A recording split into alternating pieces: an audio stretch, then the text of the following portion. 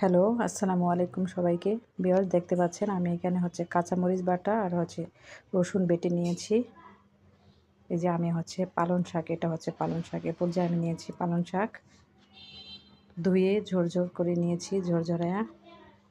ঠিক আছে, এই যে দেখতে পাচ্ছেন আমি বালিয়া মাছের গুঁড়া নিয়েছি। আপনারা আমার এই ভিডিওটিকে কোথায় থেকে দেখছেন?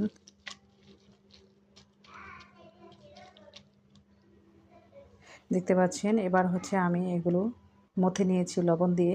এই যে দেখতে পাচ্ছেন আমি মাছগুলো মেখে নিব। এ পর্যায়ে হলুদ আর এই যে আদা, রসুন আর মরিচ, কাঁচামরিচ বেটে নিয়েছিলাম, আমি মেখে নিব। আর আপনারা এই রেসিপিটি কেমন লেগেছে একবার হলে আপনারা তৈরি করে খাবেন, দেখবেন খুব মজাদার একটা রেসিপি তৈরি করেছি। যে পর্যায়ে আমি এই পালং শাকের উপরে এটা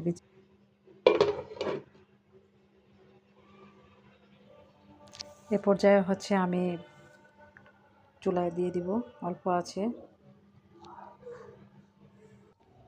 দেখতে পাচ্ছেন ভিউয়ার্স, এই যে আমি অল্প আছে দিয়ে দিয়েছি।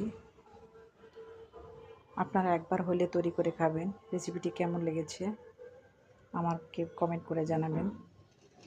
এই যে দেখতে পাচ্ছেন কত সুন্দর একটা স্মেল আসছে। এ পর্যায়ে আমি ধনিয়া পাতা দিয়ে দেব, এতে একটু স্বাদ বেড়ে যাবে।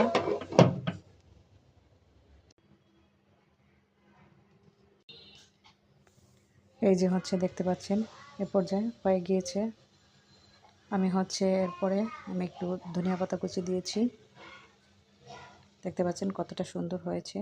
এবার আমি একটু খাবো, কারণ আমার একটু ক্ষুধা লেগেছে।